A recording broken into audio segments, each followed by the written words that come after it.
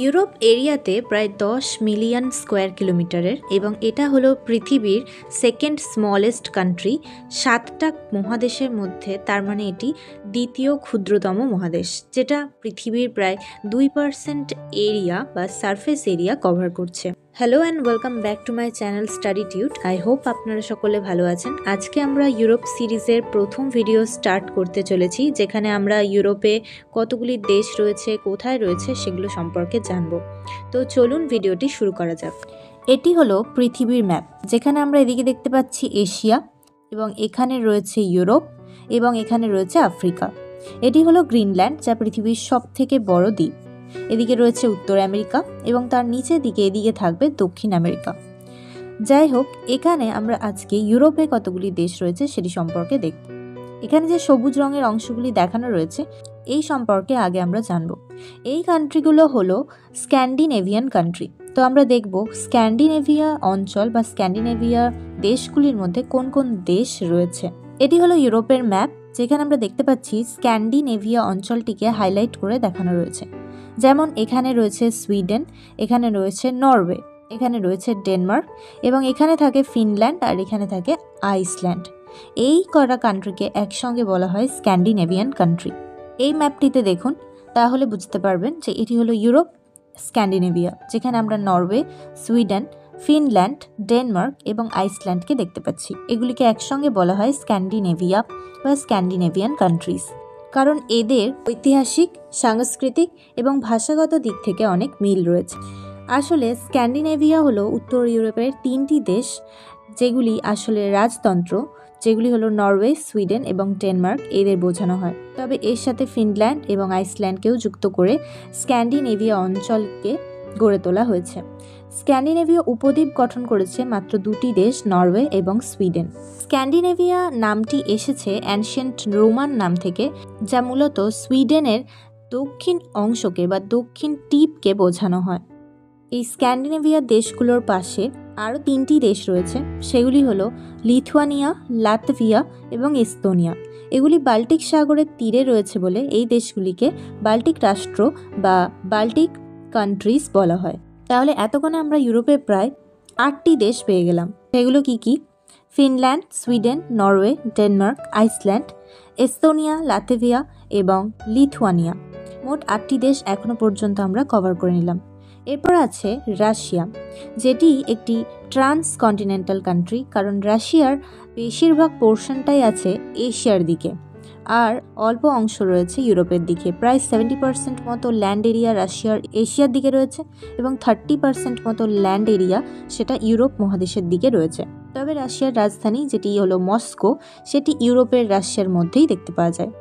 এই জন্য রাশিয়ার যে কালচার বা সংস্কৃতি, তার বেশিরভাগটাই ইউরোপের সঙ্গে মিল থাকায় অনেক সময় রাশিয়াকে পুরোপুরি ইউরোপের অংশ বলে ধরা হয়। তবে যেহেতু এটি এশিয়ার মধ্যে তার বেশিরভাগ অংশটা রয়েছে, তাই রাশিয়া একটি ট্রান্সকন্টিনেন্টাল কান্ট্রি, অর্থাৎ আন্তঃমহাদেশীয় অঞ্চল বা দেশ। যে সমস্ত দেশগুলি 2 মহাদেশের মধ্যেই রয়েছে, অর্থাৎ 2 মহাদেশের অংশ হিসেবেই রয়েছে, সেগুলিকে ট্রান্সকন্টিনেন্টাল কান্ট্রিজ বলা হয়। রাশিয়া ছাড়াও আরও কিছু ট্রান্সকন্টিনেন্টাল কান্ট্রি রয়েছে, যেগুলো ইউরোপ এবং এশিয়া উভয় মহাদেশের মধ্যেই রয়েছে। সেগুলো সম্পর্কে আমরা পরে বলছি। এরপর আমরা ইউরোপকে যদি উত্তর, দক্ষিণ, পূর্ব, পশ্চিমে ভাগ করি, তাহলে আমাদের পড়তে সুবিধা হবে যে কোন কোন দেশ কোথায় রয়েছে। এই ম্যাপটিতে যদি আমরা দেখি, তাহলে আমাদের উত্তর, দক্ষিণ, পূর্ব, পশ্চিমে ভাগ করতে সুবিধা হবে। যেরকম এখানে আমরা প্রথমেই নর্দার্ন ইউরোপে কোন কোন দেশ রয়েছে সেটা দেখে নেব। নর্দার্ন ইউরোপ বা উত্তর ইউরোপে কি কি দেশ রয়েছে চলুন সেটা দেখায়। এই যে এই বরাবর যদি আমরা যাই, তাহলে এখানে আমরা উত্তর ইউরোপের দেশগুলিকে দেখতে পাবো, যার মধ্যে রয়েছে Norway, Sweden, Finland, Denmark, United kingdom, Ireland, Iceland এবং এস্তোনিয়া, লাতভিয়া, লিথুয়ানিয়া।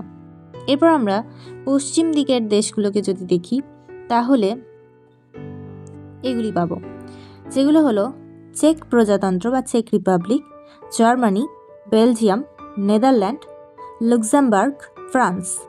এরপরে আমরা দেখব যে ইস্ট বা পূর্ব দিকে কি কি রয়েছে। পূর্ব দিকে রয়েছে Russia, Belarus, Ukraine, Poland, Slovakia, Hungary, Romania, Bulgaria এবং মলডোভা। এরপর দক্ষিণ দিকে যেগুলি রয়েছে সেগুলি হলো পর্তুগাল, স্পেন, সুইজারল্যান্ড। সুইজারল্যান্ডের পাশেই দেখা যাচ্ছে অস্ট্রিয়া আছে, তবে সুইজারল্যান্ড আর অস্ট্রিয়ার মাঝখানে একটি ছোট্ট দেশ রয়েছে যেটিকে বলা হয় লিখটেনস্টাইন। ইতালির মধ্যে দুটি দেশ রয়েছে, ভ্যাটিকান সিটি এবং স্যান মারিনো, যেগুলি হলো ইতালির মধ্যে এনক্লেভস বা ছিদ্রায়িত জায়গা। এছাড়া রয়েছে মাল্টা, তারপর রয়েছে Croatia, Slovenia, Bosnia and Herzegovina, Serbia, North Macedonia, Albania, Montenegro, Greece. এই কটি দেশ রয়েছে দক্ষিণ ইউরোপের মধ্যে। টোটাল হিসেব করে দেখলে ইউরোপে আমরা 48টি স্বাধীন দেশ পাবো। এছাড়াও কিছু দেশ পাবো যেগুলো হলো ট্রান্সকন্টিনেন্টাল কান্ট্রি, সেগুলি এশিয়া এবং ইউরোপ উভয় মহাদেশের মধ্যেই রয়েছে, যেমন Russia, Georgia, Azerbaijan, Armenia, Turkey, Cyprus. এই যে দেশগুলি, এগুলো আগে আমরা এশিয়া সিরিজে পড়েছি, কমপ্লিট করেছি, কিন্তু এগুলিও ইউরোপ মহাদেশের মধ্যেও কিছুটা করে তার অংশ রয়েছে, যার জন্য এগুলো ট্রান্সকন্টিনেন্টাল কান্ট্রি। তো এখান থেকে যদি আমরা লিস্ট করি যে প্রত্যেকটা ইউরোপে টোটাল কটা দেশ রয়েছে, তাহলে আমরা দেখতে পাবো ইউরোপে প্রায় 50টি দেশ রয়েছে। তো সেই দেশের নামগুলি আমি আরেকবার বলছি। একদম উপরের দিকে রয়েছে Norway, Sweden, Finland, Denmark, Iceland, Ireland, United kingdom, Estonia, Latvia, Lithuania. এরপর পূর্ব দিকে রয়েছে Russia, Belarus, Ukraine, Poland, Slovakia, Hungary, Romania, Moldova, Bulgaria এবং চেক রিপাবলিক। পশ্চিম দিকে রয়েছে Germany, Belgium, Netherland, France, Switzerland, Austria.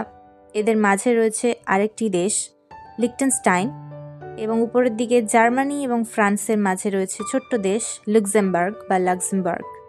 নিচের দিকে অর্থাৎ দক্ষিণ দিকে রয়েছে Italy, Slovenia, Croatia, Bosnia and Herzegovina, Serbia, North Macedonia, Montenegro, Albania, Greece.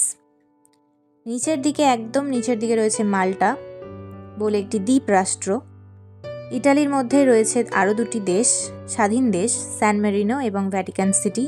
এর মধ্যে আমরা জানি ভ্যাটিকান সিটি হলো পৃথিবীর সবথেকে ক্ষুদ্রতম দেশ। এছাড়া আরেকটি দেশের কথা বলা হয়নি, কারণ ম্যাপে সেটি দেখাই যাচ্ছে না, প্রায় খুবই ছোট দেশ। ফ্রান্সের দিকে রয়েছে মোনাকো, ফ্রান্সের একদম নিচের দিকে, ফ্রান্স এবং ইটালির একদম নিচের দিকে সমুদ্রের কাছাকাছি উপরের দিকে রয়েছে মোনাকো। এছাড়া রয়েছে স্পেন এবং পর্তুগাল।